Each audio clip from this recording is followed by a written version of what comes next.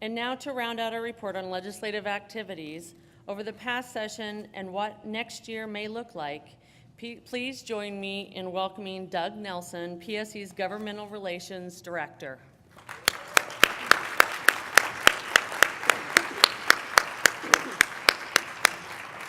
Thank you, Kim, members of the board. Doug Nelson, and I really appreciate all of you being here on a beautiful weekend. I do have a lot to go through, and I'm going to keep my eye on George. He'll give me the signal to stop, because I got a lot to share with you. So the title of my presentation is "A Collision is Coming." Does that sound a little ominous? So you all don't work as close as I do with the politicians in the Olympia process. So what I'm trying to do is relate to you what actually is going to be happening here in the next legislative session. And the legislature is going to be confronted with some very significant decisions. So I'm going to go ahead and get started. There's a lot of things that are setting this up.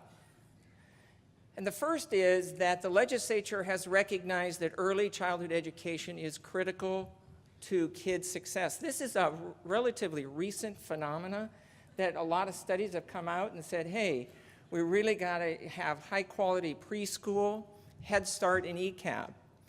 Well, that requires funding. So that's one issue that's going to cause a little bit of financial strain on the legislature.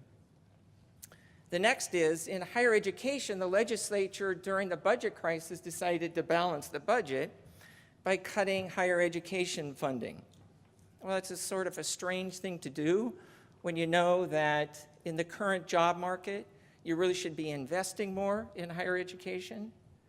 At the same time, they have been increasing the burden on parents in the middle class for tuition. Any of you feel that burden? Anybody raise your hand? Anybody? I see plenty of hands out there. So the legislature has been sort of almost doubling the cost of tuition over the last 7 years. And then at the same time, the state funding for tuition assistance has been fairly stable, but there are 38,000 students who qualify for that assistance that can't get it. So believe it or not, in the next legislative session, there's going to be some interest in funding higher education. And then in K-12, of all places, we only get about $7 billion a year from the state. Did anybody know that? It's about $7 billion a year. So unfortunately, it's not enough, because over 37 years, the legislature has recognized they have a problem with education funding, and they've been unable to do anything about it. Again, that's 37 years. It started in 1977. Well, in the last budget cycle, they decided to give school districts about $1 billion. $200 million of that was for transportation. So when school districts have been telling you we don't have any money, those days are over, okay? Don't accept that any longer. The money is flowing. Just not enough, because according to the various studies, there's another $3 to $7 billion additional that the legislature needs to fund. Sort of big numbers, right? So guess what? How many of you are starting school on September 3rd? Raise your hands. Okay. Well, the legislature has to show up to school too. But it's a different school. It's the Washington State Supreme Court. Because they have to explain to the Supreme Court why they don't have a plan to fully fund education. They do not have a plan to how to fund that $3 to $7 billion additional. So it's called a contempt of court hearing.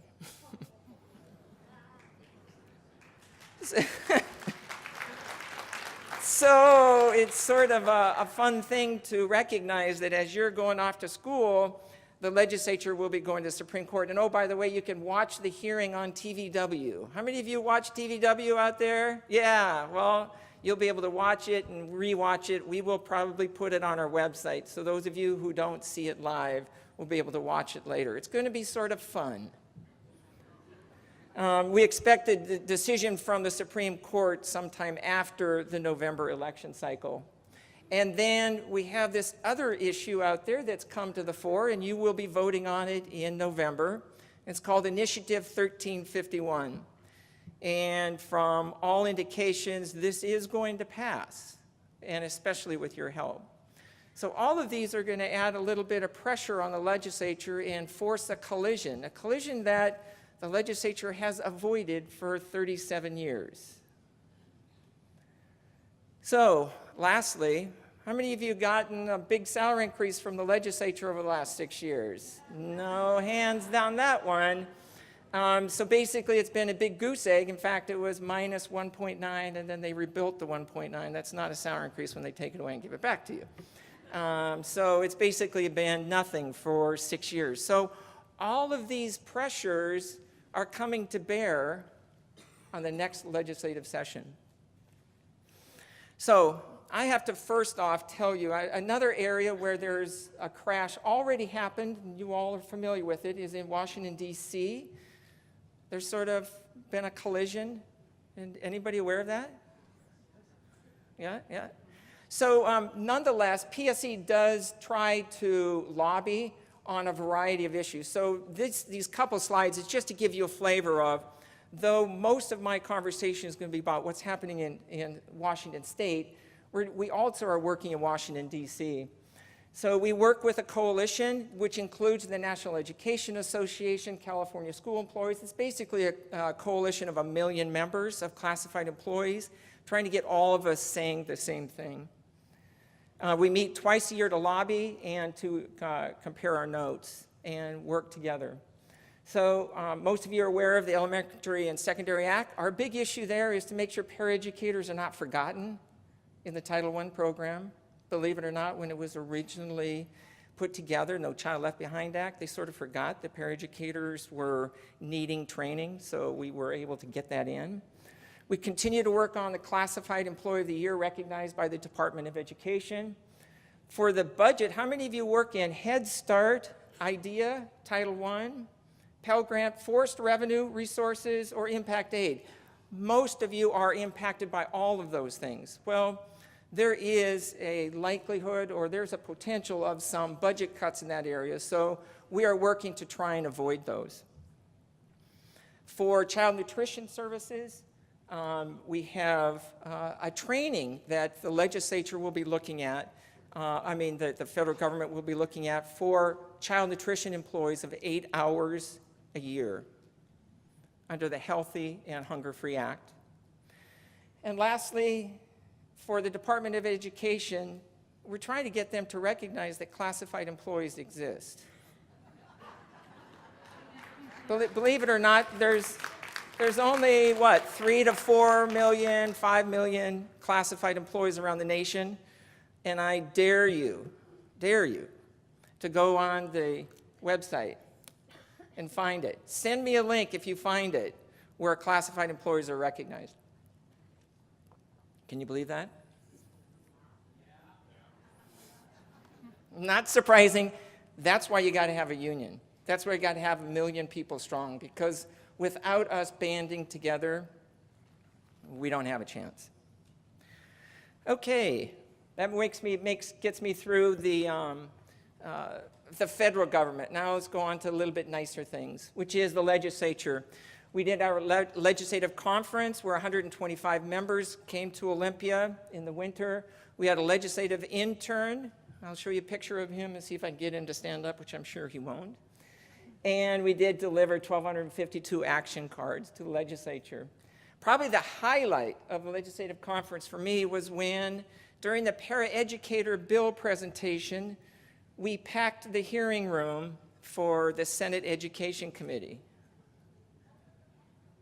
Anybody see themselves in there?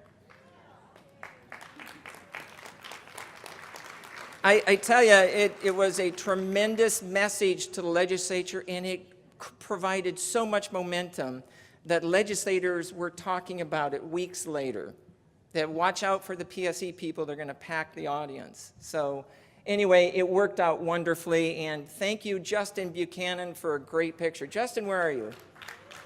Anywhere here? Anyway, so here's our legislative intern, and he took it to heart, and quite frankly, he gave the same response that every intern gives when they finish, after 1 week. Now, in the internship, you're released from work for a week to come to Olympia to help lobby. So guess what he said? Good. Charlotte got it. I don't want to go home. I want to stay another couple weeks. Because what happens is you get to see your impact on the legislature, and you realize that if I keep it up, I'll have even more impact. So Rich Dustin did a good job, and you can see him testifying. I put a little red star on his back. That's Rich from the back side. So Rich, are you here anywhere? You're going to stand up? There he is.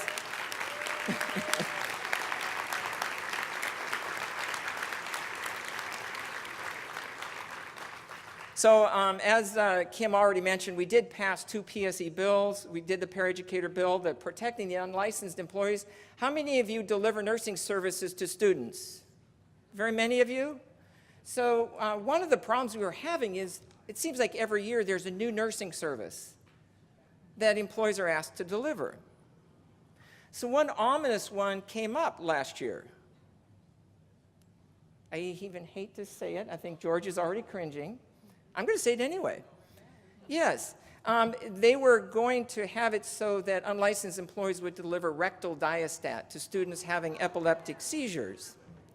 And they were not listening to us. So we got a bill started, but then what we said is, I tell you what, why don't we just not focus on one issue at a time? Let's just do the whole thing and say any new services, employees will have the right to refuse, they'll be protected, and they have to be trained. So with 6128, you can refuse to deliver any new services, starting July 1st, 2014.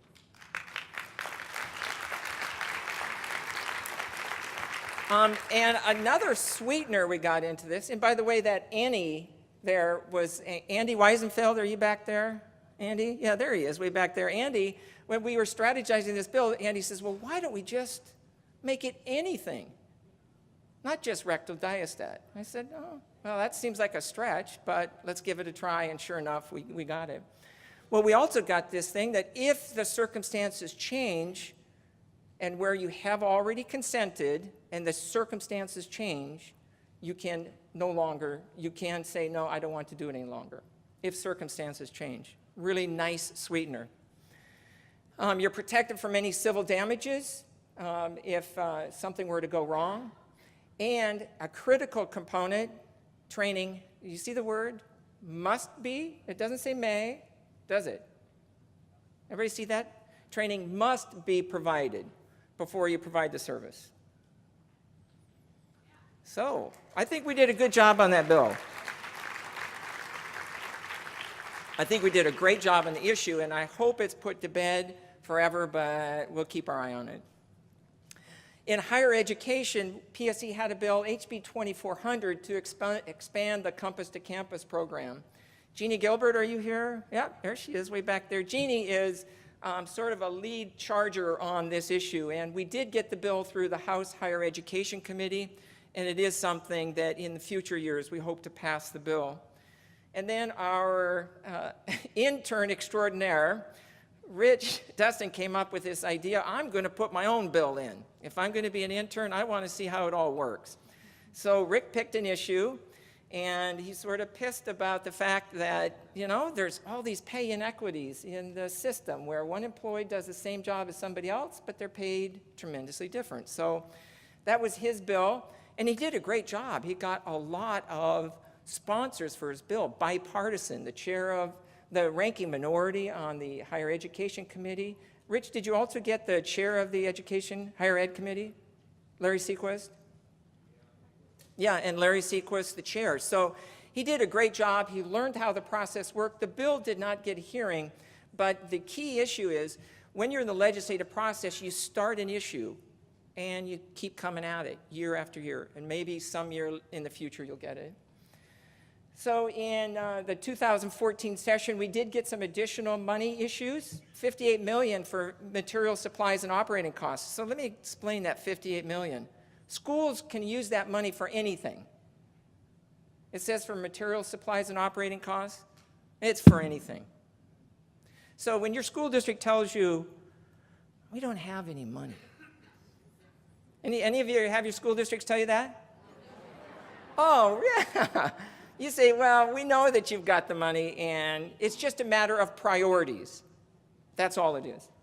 $25 million were given for opportunity scholarships, $5 million for the Real Hope Act. These are higher education issues, $5 million for higher education projects, $558,000 for school transportation, and our paraeducator bill, believe it or not, just to get all the work groups set up and going for 2 years is going to cost $459,000.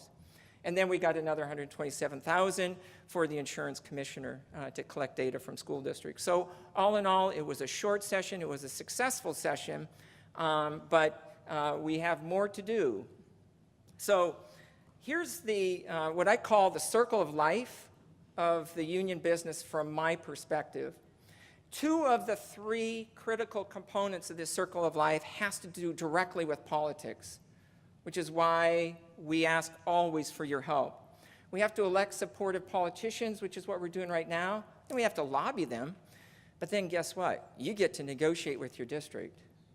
So how many of you have just finished or engaged in bargaining right now with your school districts? Yeah, a high proportion. How many of you have negotiated salary increases over the last couple years? Yeah, it's probably about the similar type of numbers. The interesting thing is you've negotiated salary increases with no state funding. There has not been a funded salary increase, and you've been doing that. So what you've been doing is they have funded $700 million for materials, supplies, and operating costs. And actually what you've been negotiating and getting from your school districts. Because they do have the money. It's just a matter of making it a priority. So we are now engaged, I'm switching topics, to the election cycle. And Mary, you can start coming up now. I got a couple slides to go. But in this 2014 election cycle, you know that on Tuesday there's an election. All of you got your ballots in? How many of you have got your ballots in? Okay, I'm not going to ask for the hands of those of you who don't have their ballots in. But you know who you are. And you should actually, Rick Cheesa back here doesn't have his in, and he should be ashamed. But let me tell you something. How many of you hate those phone calls at home? Okay, you want to turn them off? Right? Does anybody want a real easy thing to turn off the calls? Return your ballot immediately. They are so sophisticated, they know when your ballots come in. They are checking with the county auditor's office. So if you turn your ballot in immediately, you won't get those calls. You won't get the follow-up mailers. So get your ballots in, it's easy, and move on.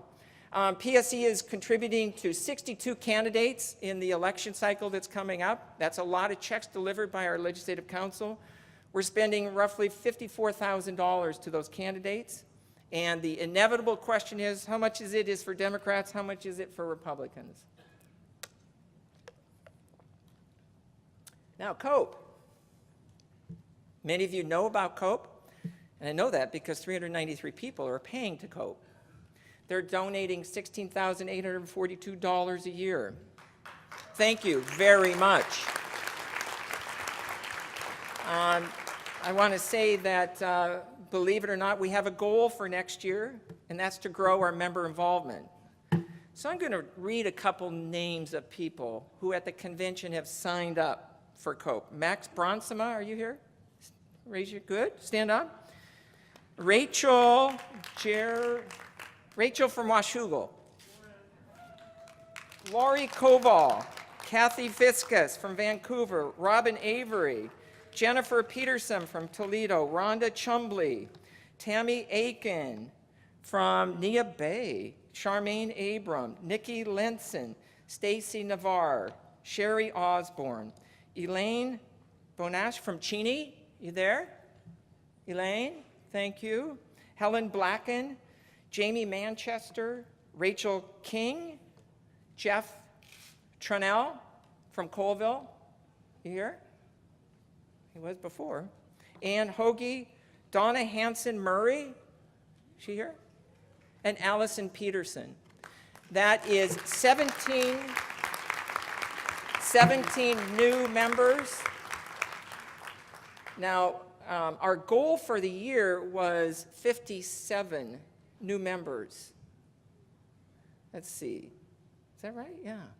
I have 40 to go. We would love to leave convention having reached our goal. So for those of you who are sitting at a table with these people who have recognized the value of contributing to political action, please join them. It takes courage, but we do appreciate their support. So in the general election that's upcoming on November 4th, we've got 55 Democrats and 43 Republicans, and the prediction is that Democrats are going to maintain their dominance. The Senate's a different story. The Senate has a majority coalition caucus of 24 Republicans, 2 Democrats, and 23 Democrats. That is so close, there are going to be millions of dollars spent in the election cycle in the Senate, trying to sway things one way or the other. My prediction is it's going to be as close in the future after the election cycle as it is now. So that's a really critical thing that you understand, because in the legislative process, the House and the Senate have to agree. So the House is going to be Democratic and the Senate's going to be possibly Republican, possibly nominally Democrat. And so it really forces a lot of compromises, and it really requires our participation to sway things one way or the other. So at this point, I'm going to introduce Mary Howes, the campaign manager for Initiative 1351. Mary is a mother of 4 boys from 18 to 8. Mary is a ex-teacher from the Lake Stevens School District, Lake Stevens School District Teacher Union president. She was the UNISERV representative in the Puyallup area, and for the last 8 years, she decided that she was going to spend all her time raising her 4 boys. So I'd like to introduce Mary Howes.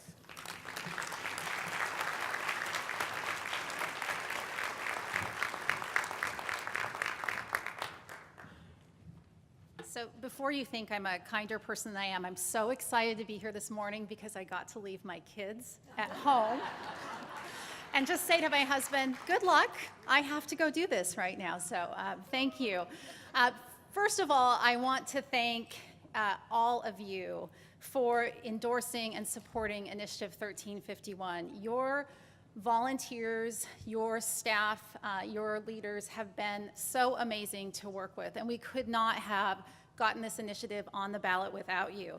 In fact, with your help, we had volunteers submit a record number of signatures for this initiative. There's actually a list on the Secretary of State's website that has the top 25 initiatives in terms of signature gathering efforts, and we turned in enough to rank right around 13. So thank you, PSE, so much. So not only, I assume, are you school employees, but I'm assuming many of you are parents and grandparents and aunts and uncles of children in public schools. So I suspect that you believe what I believe, which is that no matter where you live, the color of your skin, your economic background, the language you speak, all kids deserve a quality education in a classroom where caring adults can spend time working with every student.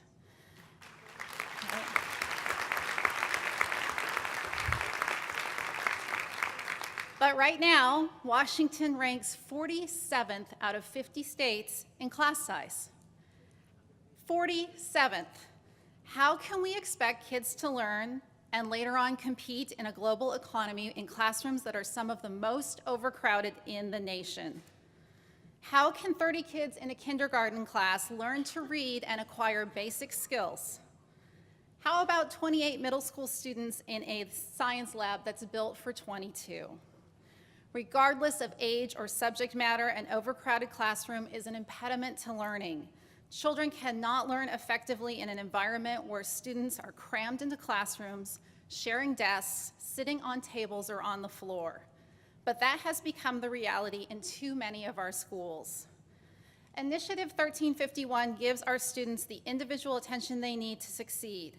It will reduce class sizes in all grades K through 12 by 2018, phasing in investments in additional staff over the next 4 years so that school districts and the state have the time they need to prepare. Under 1351, class sizes in grades K through 3 would average 17, and class sizes in grades 4 through 12 would average 25. Those numbers would be, yeah, you can clap for that, that's pretty good, right? And by the way, I don't know about you, but when I first saw those numbers, I thought, wow, those are pretty pie in the sky. That would make us about average in the nation. So we'd go from 47th to somewhere in the middle. This is not how it needs to be. This is just what we've gotten used to in Washington State. And the numbers would be even lower for high poverty schools, which are schools with 50% more students on free and reduced lunch, which are probably many of the schools a lot of you work in. So it would be even lower numbers there.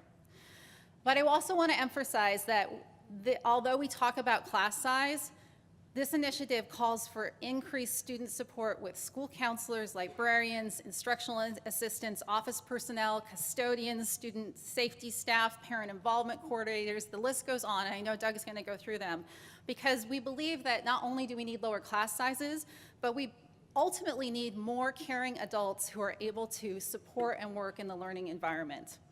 Okay? Thank you for what you do.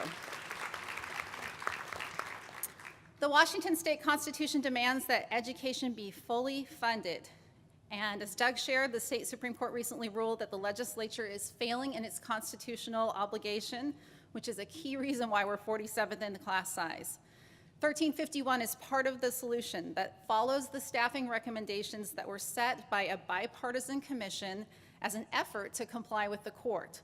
We did not make up these numbers for staffing. The state used these numbers in their argument for why they had a plan for fully funding education. They just didn't fund these positions. So know that that's where these numbers come from. And again, Doug's going to go through those in more detail. Along with PSE, we have a broad coalition of parents, teachers, PTA leaders and organizations, school superintendents, the State Labor Council, and community leaders who are supporting this initiative, because we believe that every child deserves to learn and thrive in an uncrowded classroom. By passing this historic initiative in November, we will send a message that every child's future matters and that we can do better. Thank you so much for joining us in this effort.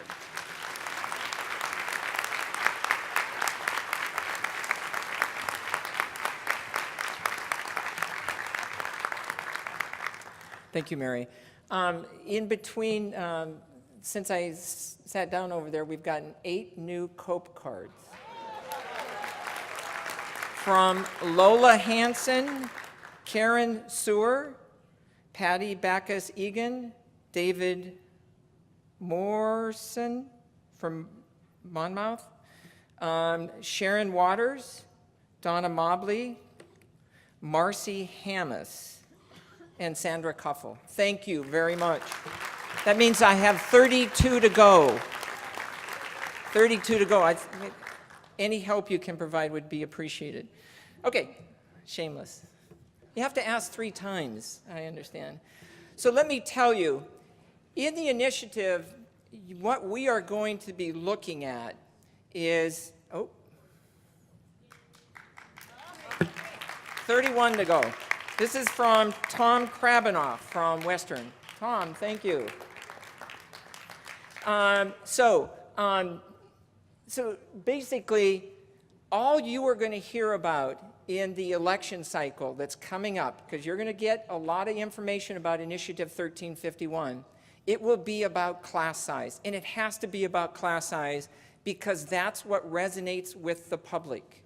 There are 1 million students. The 1 million students have 1 or 2 parents. It's like, it's like 2 million people in the state are going to be focused on class sizes.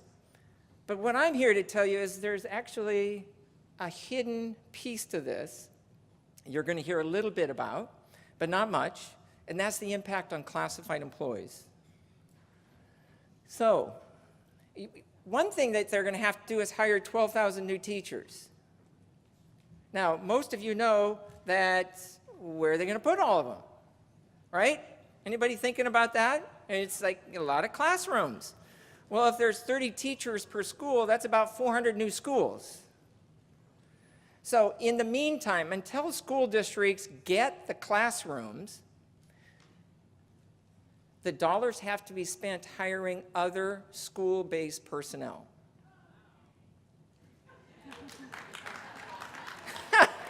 Boy, that was great. I wish I could have said that. Who said that back there?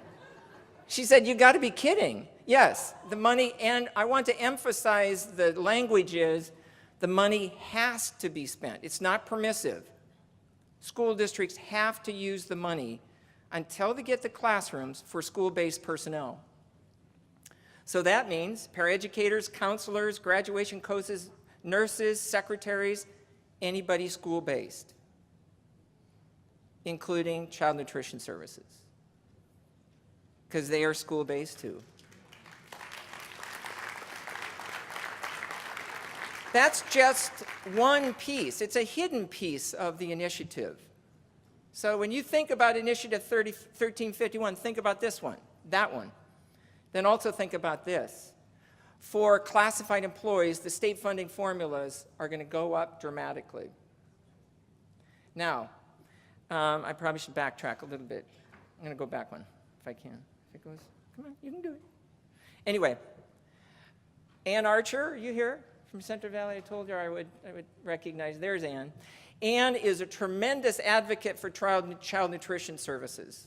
And I look forward to engaging with her in the legislative process in the future. I'm going to be calling on her now that she's identified herself. Little did she know. Anyway, so as Ann pointed out, what you're going to see is a significant increase to all classified employee positions with one exception. Nothing for child nutrition. Yes. And so it just becomes painfully obvious to child nutrition employees. And so I just need to emphasize that unfortunately in Washington State and across the nation, child nutrition services are largely funded by the federal government, not by the state. We have tried over the years to change that, and we have been largely unsuccessful. The state funds about $3 million a year for child nutrition services out of the $6.5 to $7 billion. So it was ruled by the Supreme Court back in 1977 that child nutrition services were not considered part of basic education. So when you see these slides, you won't see anything for child nutrition services because of that. So paraeducators, you're going to see significant increases in the elementary schools of another 1.2 FTEs. I'm just going to real quickly go through these because really I think what's the important one is you see the final line. Secretaries are going to receive significant increases in the elementary and middle school. Custodians, not so much, largely in the middle schools. Student safety, largely in the middle school and high schools. Well, the reasoning is that you need more people in the middle schools and high schools for student safety than in elementary. Parent involvement coordinators, a brand new position that's never existed before other than a couple school districts, is to get parents more involved in the education of their children. Huge increase. Technology, another 2.2 FTEs for each 1,000 students. That in itself is 2,200 new technology employees. For maintenance and grounds, another 2,200 employees funded. For warehouse laborers and mechanics, another 1,600 positions funded. All total, those are not made-up numbers.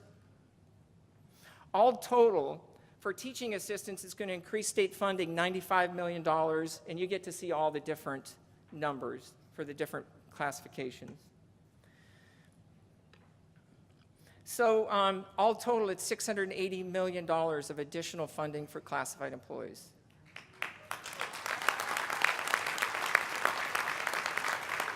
So the total, it's a fairly significant, it's unprecedented, because what you realize, that $680 million, currently, the state only funds $788 million. People, that's an 86% increase in state funding. So the question I heard over there to the right was, when does all this start? First thing is, it has to be passed on November. You can have a big impact in making sure it passes, right? Not only to vote yes. Janelle Campy, Patty Bush, and Cameron Dunton, thank you. So, 31. I'm trying to remember, okay, I think I'm at 27. 29 more. Wow. Okay, so 86% in classified employee funding. So you have to ask yourself, is that a big deal for classified employees? If this doesn't excite you, I don't know what does. Okay, it's huge. So, how many? 28. Wow, thank you. That is from Myra Rogers from Pasco. Thank you, Myra.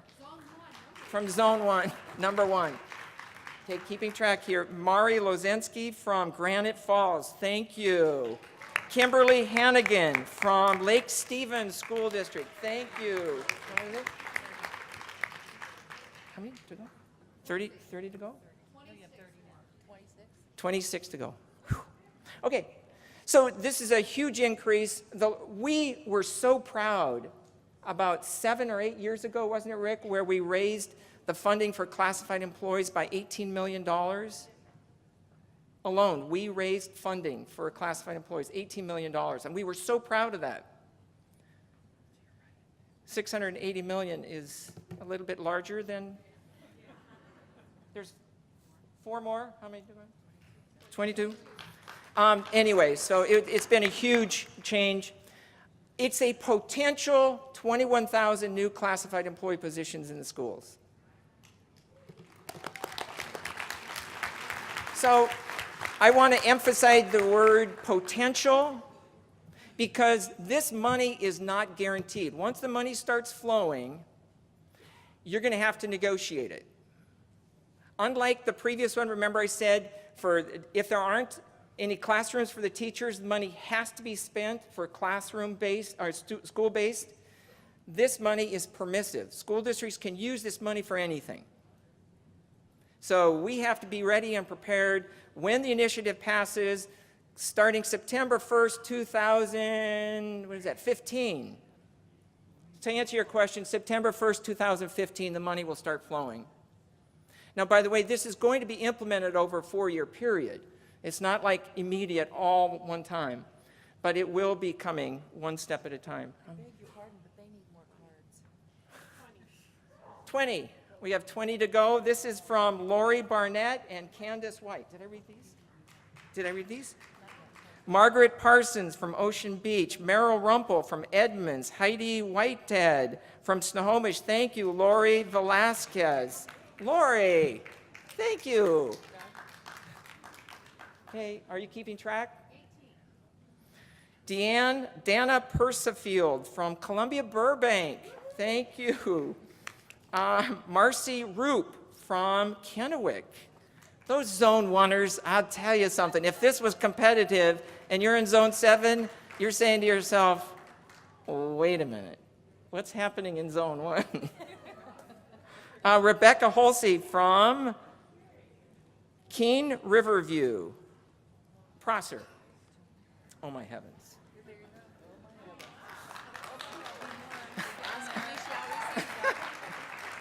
This is too much.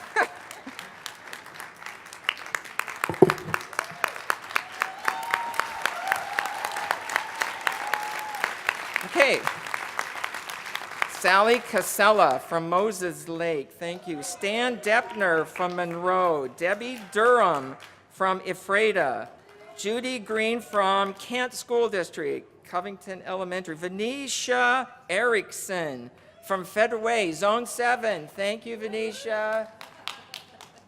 Richard Dustin. Richard, intern extraordinaire from Western Washington. Thank you.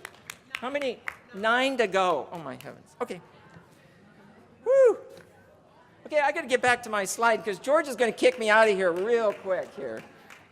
Thank you, Gay Bitts from Langley. That's South Whidbey, I'll bet. Thank you. Okay, so again, the potential is for 21,000 new classified employees. How many classified employees are there in Washington State right now? Anybody know? 55,000. That's a fairly significant increase. So I'm going to go along. So PSE really supports and urges you to support 1351 because it produces an education environment that we can be proud of rather than being embarrassed to be 47th in the nation. Students, parents, teachers, and school employees will receive the education support they need to succeed. So that's why PSE contributed $100,000 to this initiative. When we saw how this was going to impact you, we jumped on board immediately. I think if Mary House would, I remember talking with Mary when we said we were going to endorse, she says, we don't even know what we're supposed to do because you guys are the first to step forward and stand up for this initiative. So it was fairly obvious that it was a big deal to us. Thank you. So Lynn Nakashima from North Thurston, thank you. Sadie Prosser from North Thurston. Casey Schlegel from North Thurston is coming through. John McCormick from Peninsula. That's 6. Yeah, Annie's sitting there saying, okay, great, great, great. David Day from Quincy School District. David. Thank you. So I better be going, right, George? Okay, I'm doing okay? Yeah. Oh, I'm getting you to that. Okay. How many do I have? 3 to go. I hate to say 3 because that's all I'll get. This is amazing. I haven't even started to the year.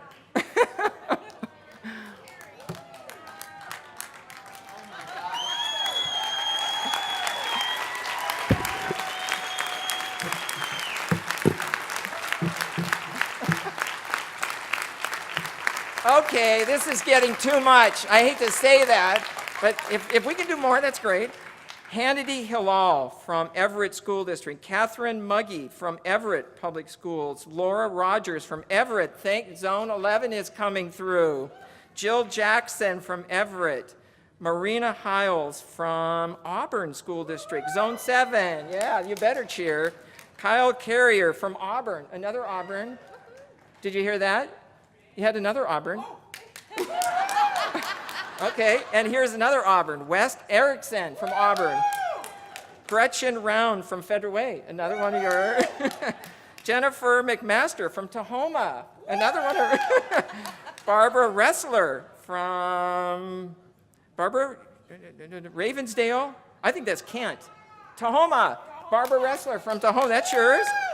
Jamie Pandian from Tahoma. Kim, do you want me to shut up? No. Okay, and Annette Williams from Kent School District. Another. Katie Nesbitt from Central Valley School District. Linda Ralph from Central Valley School. That's the Zone 2, right? Zone 2. Michael Rathbone from Central Valley. Central Valley's coming through. Ann Archer from Central. Boy, Central. Okay, at this point, Doug, I am going to interrupt you for just a minute. I currently contribute $10 a month. And one of the honors I received last night was this wonderful Life Membership Award. I'm going to take the dues that I would typically pay and put that into COPE. So I'm going to increase mine, and I would encourage Life members out there to do the same. So I'm going to increase my contribution to $40. Wow.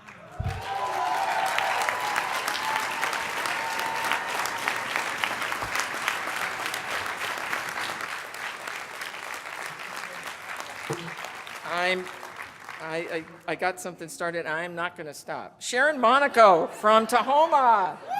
Thank you, Sharon. Alan Comstock from Peninsula. Zone 6.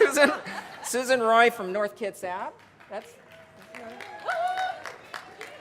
Pamela Santos from Bremerton. Zone 9. Yeah, Jackie.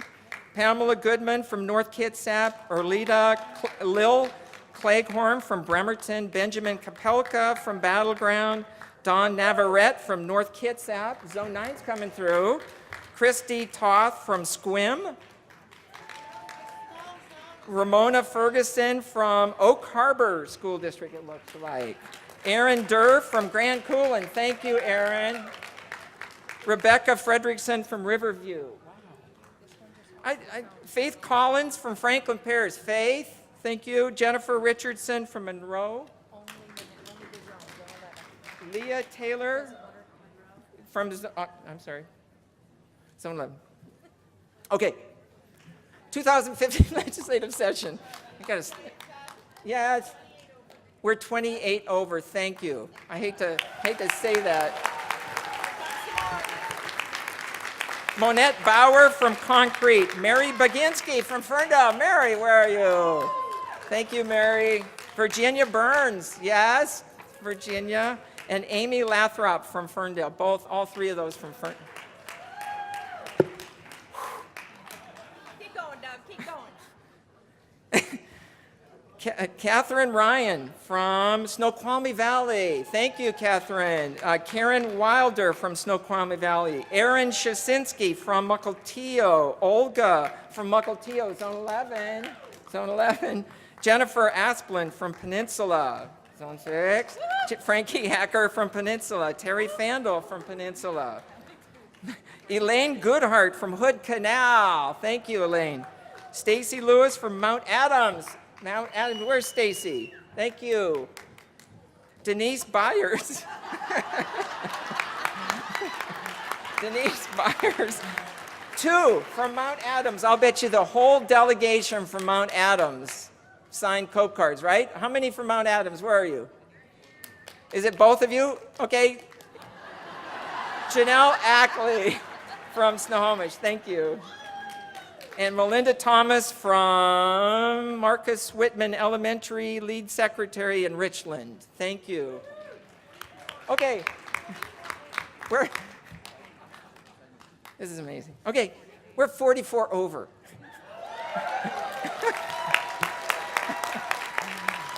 Wow.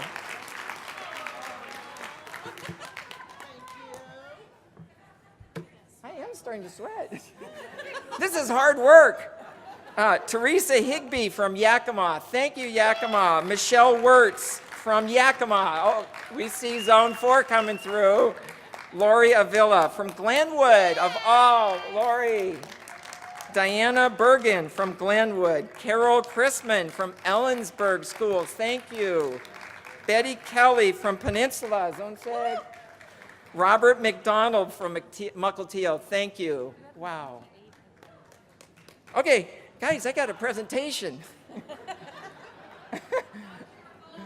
Okay.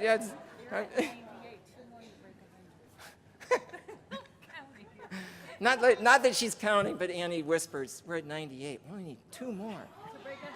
Okay, so I'm going to go to the budget here. I think I missed a slide. Can I go back? I think there's a late. Yeah, I pushed the red button. Okay, so we have a budget that's coming up, and that is the primary purpose for this upcoming legislative session. They get to spend $36 billion in this next coming session. Wow.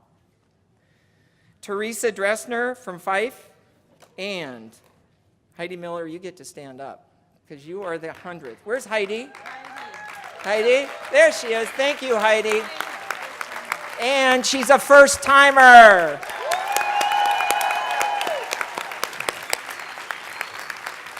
Okay. So the budget has got a couple strains on it, which is why we need your support, and we're going to be asking for your participation in this upcoming legislative session. How many of you want a state-funded salary increase? Yeah. We have health care, and so unfortunately health care doesn't just stay the same price, does it, every year? There's an inflation, and so we need the state to fund that. We need dollars for higher education. We know the legislature is going to be looking at dollars for higher education. They're going to be looking at dollars for early education. They're going to be looking at dollars to implement the Supreme Court order. And they're going to be looking at dollars to fund Initiative 1351. I can tell you, people, all this stuff is lined up to benefit you, every one of you. Higher education, K-12, early childhood education. There's a lot at stake that's coming up. Unfortunately, the state doesn't have the money. Okay? So the harsh reality, and this slide is way too busy.